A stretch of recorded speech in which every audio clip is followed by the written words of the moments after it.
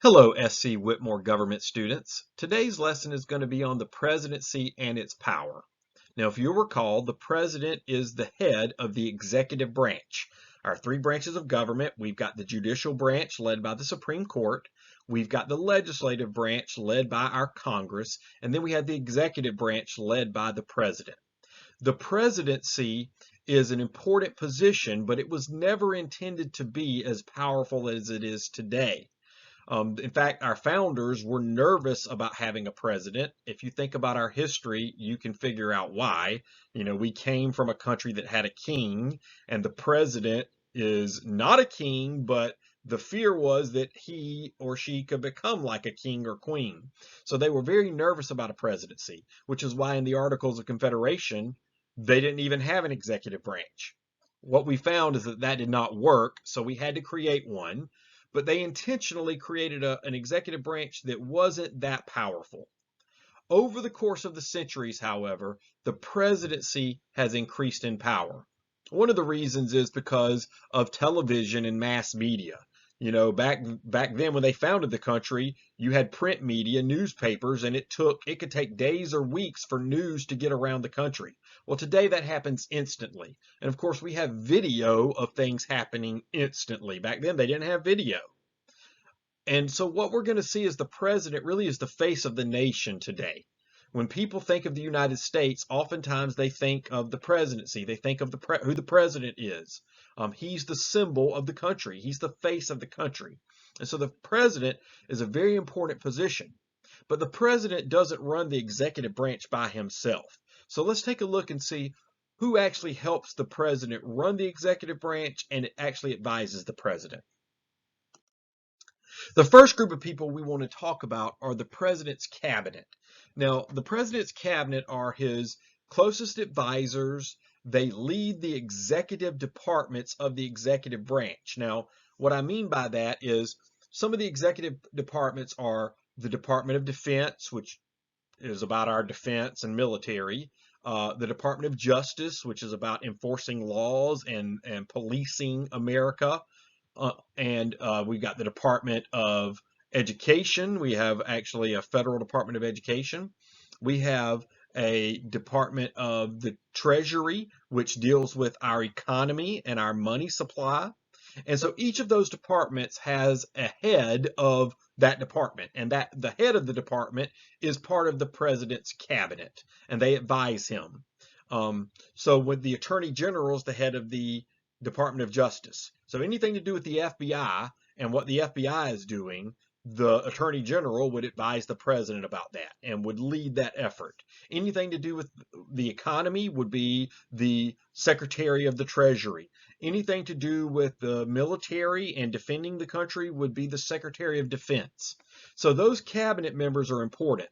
I intended to have a photo of a cabinet meeting, and instead I got a photo of President Reagan. He was a president in the 1980s, and he's meeting with the actual prime minister, leader of England back then, Margaret Thatcher. But a cabinet meeting would look very similar to the photo you're seeing there. It would be the president's advisors around a table giving him advice about where we're headed, but also reporting to him about what each of the departments are doing and where they're headed.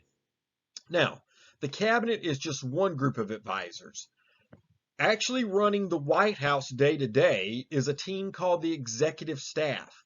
And the executive staff is led by someone called the chief of staff. And the chief of staff is the one that sets the daily schedule in the White House. They're the ones closest to the president, moving him from meeting to meeting and keeping him on schedule, making sure that he gets to where he needs to go. The executive staff is large. So underneath the chief of staff, you have a large group of staff and advisors and administrators who run the White House and advise the president. So in no way is a president by himself in leading the country. He has a large group of advisors. One important group especially for today in our modern history, the last 60 years, 70 years, is a media team. So the president tries to get his message around the world through mass media. It used to be just television. Well, now we've got television and internet, and trying to get his message to the country and to the world. He has a media team that helps him to do that. He has a media team to help him stay on message, to help cultivate what that message is going to be.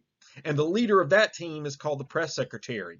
Right now, the president's press secretary is a lady, and you may see her on TV taking questions from the press.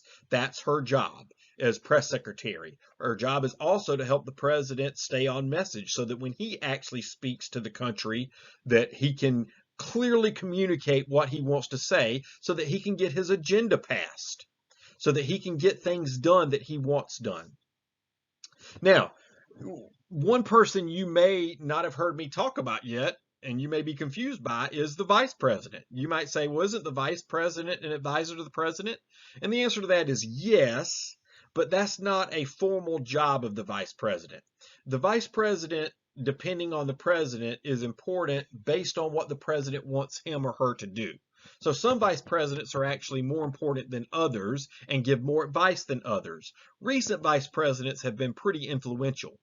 But in reality, the vice president only has one big job, and that job is to take over in case the president dies or is killed. So that's really why we have a vice president, to have someone who can take over for the president if that person were to die in office.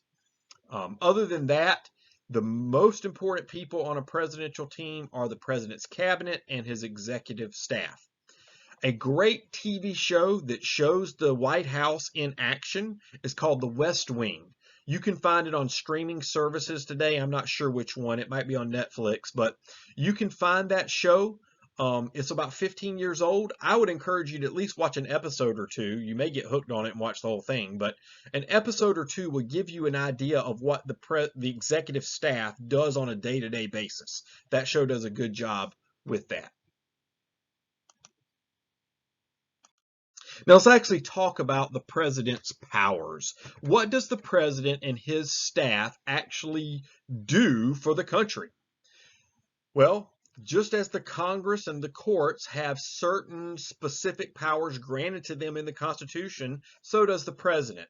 Those are called delegated or enumerated powers. Those enumerated powers, enumerated meaning they are specifically listed in the Constitution.